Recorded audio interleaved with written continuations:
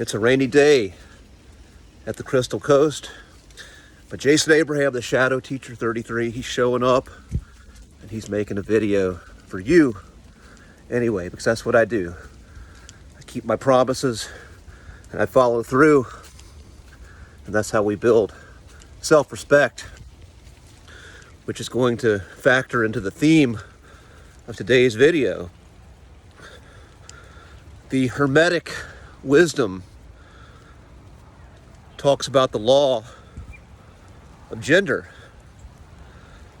Whether you're a man or you're a woman, we all have masculine and feminine energies within us. And in this modern world, most of us are walking around with wounded masculine and feminine energies. We're expressing ourselves with wounded masculine and feminine energies. The masculine energy is the energy that gives, it's the energy that penetrates. And the feminine energy is the energy that receives. It's the energy of creativity.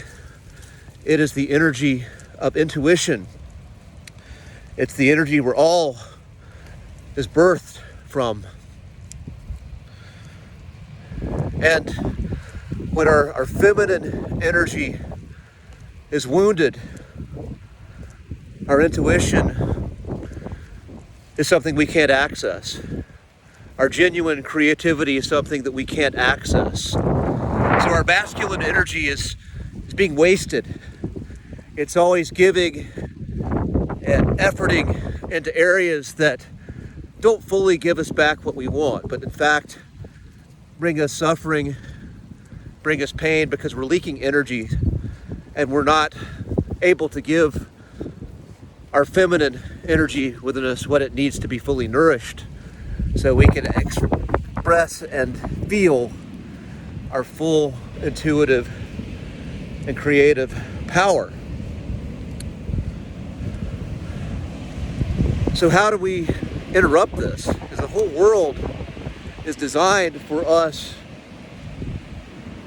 to leak our energy, to always be seeking something that is never truly fulfilling, always being poor stewards of our energy and poor stewards of our life, always giving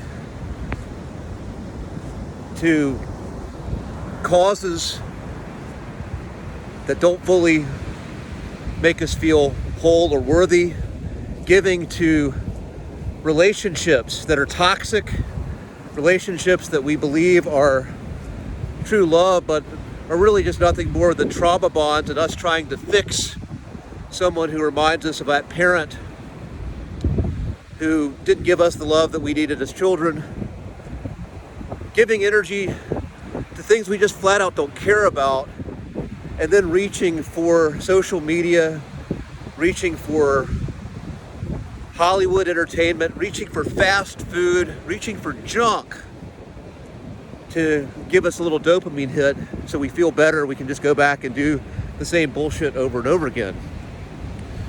So to interrupt this, we first have to take a step back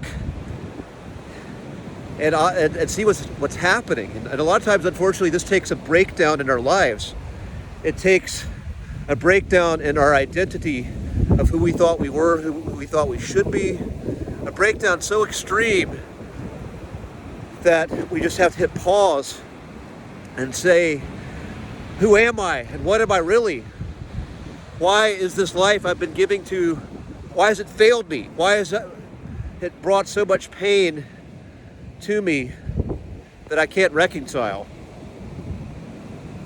And when in that reflection, and also when that wound happens, when that pain hits you so hard, part of that old self is dying away anyway. But when we reflect and we look at how we're spending our energy, we look at where our masculine energy is going to, where our effort is going, we could ask, do I really care about these activities that I'm putting my energy into? Do I really care about the causes I'm putting my energy into? Do I care about these people of whom I'm giving this energy to? Am I giving for the right reasons? And if the answer is no, then this is the opportunity to pull our energy back, to simply stop, to pull our energy back and take a pause. Take a pause in stillness. Go into the void. And let that energy start to rebuild.